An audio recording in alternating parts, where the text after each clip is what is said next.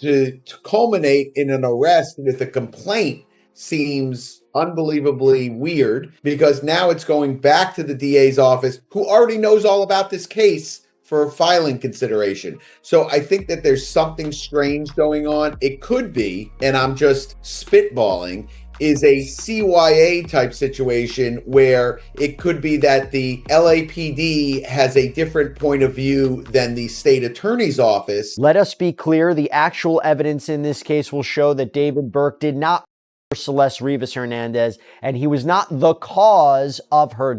There has been no indictment returned by any grand jury in this case and no criminal complaint filed. David has only been detained under suspicion. Arrested, but not charged. Not indicted, not formally accused of any crime in a court of law. 7 months after a young girl's decomposed, dismembered body was discovered inside the front trunk of his Tesla, David Anthony Burke is sitting in an LAPD holding cell without bail. And a renowned celebrity criminal defense attorney, someone who has spent his career representing high-profile clients in exactly these kinds of cases, is saying publicly and clearly that he does not see how this case gets to an indictment. Let that land for a second. The arrest happened, the charges did not. And the disconnect between what the LAPD believes it has in its hands and what the Los Angeles County District Attorney's Office is actually willing to prosecute has created a legal standoff that the same defense attorney is describing as unbelievably weird. A standoff that may ultimately come down to a fundamental and unresolved disagreement between the agency that made the arrest and the office that now has to decide whether to file charges by Monday. The arrest itself was dramatic by any standard. Shortly after 4:30 p.m. on Thursday, LAPD Robbery Homicide Division detectives arrived at a house on Marmont Avenue in the Hollywood Hills, a residence where Burke had apparently been living for months, quietly receiving deliveries under a false name while the investigation continued to move forward around him. Armed officers surrounded the entire property.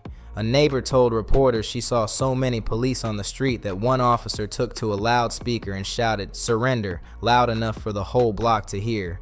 Burke was led away in handcuffs. Photos captured by the California Post show him being escorted from the residence without resistance. LAPD Captain Scott Williams told NBC News that once they developed probable cause to arrest him for homicide, they were on him pretty diligently.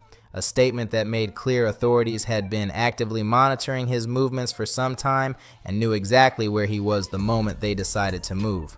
But here is the critical detail that changes everything. The arrest was made by complaint, not by grand jury indictment. The case is now being sent to the DA's office for filing consideration, which means the very office that has allegedly been overseeing a grand jury process for months is now being asked to decide whether to formally charge a man who is already sitting in custody without bail. That is not how a smoothly coordinated prosecution is supposed to work.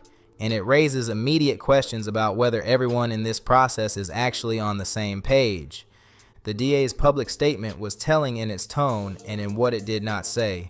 Our office is aware of the arrest. The case is expected to be presented to the Major Crimes Division. We will share an update on Monday. Read that carefully. That is not the language of an office that coordinated the arrest. That is the language of an office that learned about it after the fact and is now carefully managing its response. Everything points to a certain person or certain persons. The problem that you have is that, and I said this originally, is that is it a murder case because they cannot determine the cause of, let's say, this young lady from an OD or from something else, and we don't know at this point how she. I feel like you hit the nail on the head. That's why I'm saying, like, the only thing I can. Cover your assets. That is the phrase a veteran defense attorney used to describe what may genuinely be happening between the LAPD and the DA's office right now. And when you understand the institutional dynamics at play, that framing makes complete sense. The LAPD has been under enormous public pressure for 7 months. Analysts, reporters, legal commentators, online communities, and the victim's family have all been asking the same question repeatedly. Why has no arrest been made when a girl's body was found inside the suspect's own car 3 blocks from his residence in a state of decomposition and dismemberment that suggests the body had been sitting there for weeks?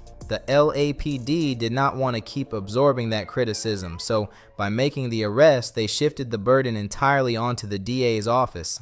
Now the district attorney faces a choice with no clean exit. Either file charges and move forward with a case that may carry significant evidentiary gaps at its very foundation, or decline to charge and face the public and media backlash of explaining why a man whose Tesla contained the dismembered body of a minor is walking out of custody and going home. The defense attorney laid out this dynamic with the kind of precision that comes from watching it play out across multiple jurisdictions over a long career. When law enforcement and the prosecutor do not agree on whether a case is ready, the police sometimes force the issue by making an arrest. The prosecutor then has to decide whether to file, knowing that if they decline, every camera in Los Angeles will be pointed at them demanding answers. It is a calculated game of institutional pressure. And in this case, the LAPD may have played that hand because 7 months of waiting for the DA to act had produced nothing except growing frustration and mounting public criticism with no end in sight. In this situation is that there is not a meeting of the mind in terms of that they have enough evidence to charge this young man. And if they don't have enough evidence, or the state feels they don't, but the LAPD feels they do, like I said, the LAPD never wants to look stupid. There's just so much there on this case to defend at this point, because we don't know a lot, that I don't see where this case goes to an indictment. Now here's the evidentiary issue sitting at the absolute center of all of this. And this is the part that matters most. That is the hole at the heart of this case, the gap in the evidence that may explain every procedural delay, every disconnect between agencies, every unusual move made over the past 7 months. The medical examiner's records were sealed by court order at the LAPD's own request back in November. And the defense team's statement that Burke was not the cause of Celeste's passing is either a deliberate bluff designed to create public doubt before any evidence is formally presented in court, or it reflects genuine knowledge that the forensic analysis has been unable to definitively establish how a young girl actually passed. The defense attorney laid out the scenario that could cause this entire case to collapse. If Celeste passed from an overdose, from an accident, or from any cause that was not the direct result of intentional violence committed by Burke, then this is not a homicide case. It becomes illegal to dispose of a body. Those are serious charges. The body was stored in the front trunk of a Tesla, exposed to Los Angeles summer heat, temperatures that regularly reach 90 degrees and above. The decomposition was advanced by the time investigators discovered it. The dismemberment further complicated every aspect of the forensic analysis. The question of whether the medical examiner was actually able to extract a definitive cause of passing from remains in that condition is the single question that everything else in this entire case ultimately depends on. The defense attorney made that point clearly and directly. You cannot stand in front of a judge at a probable cause hearing and tell him you are still working on determining how the victim passed while simultaneously asking him to hold the defendant on a homicide charge. Those two positions cannot coexist in the same courtroom at the same time. If the DA files charges on Monday, they will have to present a cause of passing. The medical examiner's records will have to be unsealed. And for the very first time, the public will learn what the forensic analysis actually revealed about how Celeste Rivera Hernandez passed. If that finding supports a homicide charge, the case moves forward. If it does not, if the forensic evidence is inconclusive, if the decomposition was too advanced, if the dismemberment destroyed the biological evidence that would have identified the precise mechanism of passing, then the prosecution is attempting to build a homicide case on a foundation that a competent defense team will attack relentlessly at every single stage of the proceedings. And now they made the arrest. Now they're putting the onus on the state attorney's office to now say, listen, there's not enough evidence there. So sometimes this happens where the police feel, listen, there's enough. We're making an arrest. The state attorney's office says, don't make an arrest. There's not enough. And the policing agency just makes the arrest and says, good. Now you guys can go to the press and tell them there's not enough evidence here to charge this guy where it's his Tesla, it's, 3 blocks from his house, it's his ex-girlfriend, she's found dismembered. The circumstances of the arrest itself tell a story about how far the coordination between these two agencies had actually broken down. In a standard high-profile case where law enforcement and the prosecutor are genuinely aligned, the defense attorney is contacted before the arrest happens.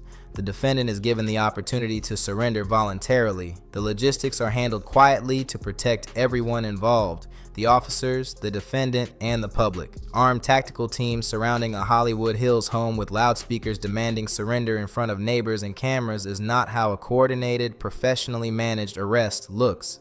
That is how an arrest looks when one agency decides to move unilaterally without the full knowledge or cooperation of the other. The defense attorney pointed to the tactical approach as direct evidence that the DA's office was simply not in the loop. If the prosecution had been involved and aligned, they would have contacted Burke's legal team, they would have arranged a quiet surrender, they would not have deployed SWAT resources to apprehend a suspect who had been living openly in the same city for 7 straight months with no indication of violence, no attempt to flee, and no apparent threat to anyone.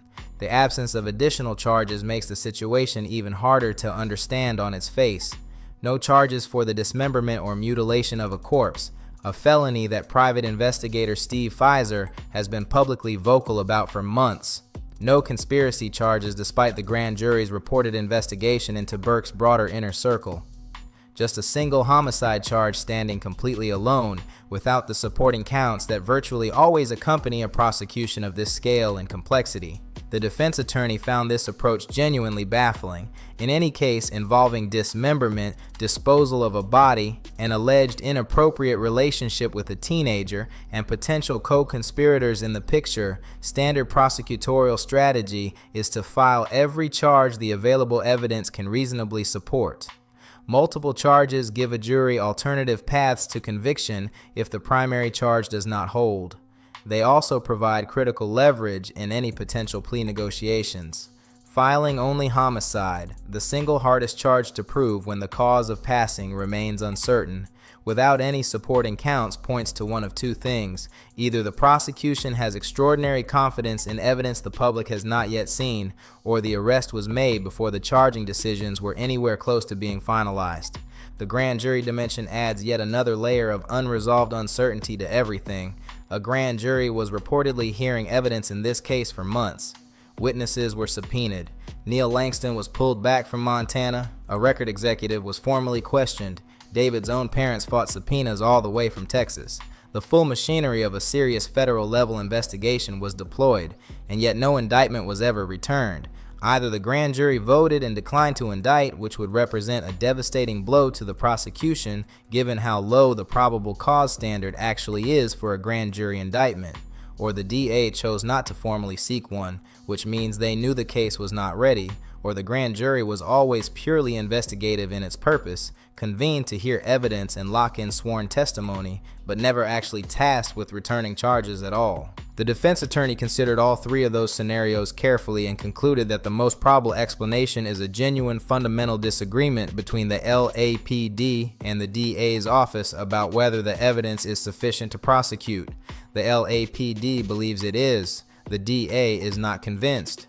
And rather than continue waiting indefinitely for the DA to reach a different conclusion, the LAPD forced the issue by arresting Burke on a probable cause warrant and sending the case to the Major Crimes Division with a hard Monday deadline attached. And then after she, obviously somebody or someone freaks out, they don't know what to do, there's a body in the house, puts it in the trunk, tries to forget about it, things of that nature. That's not a case, right? That is a illegal disposing of a body. There's other charges that could be, filed on that. Originally, I thought that's where they were going with this, that it wasn't going to be a charge because they could not prove the cause of. I've read some places online that they say, no, now we can prove the cause of. I don't know how. It's been like 6 or 8 months and they were trying to figure out what the cause it was.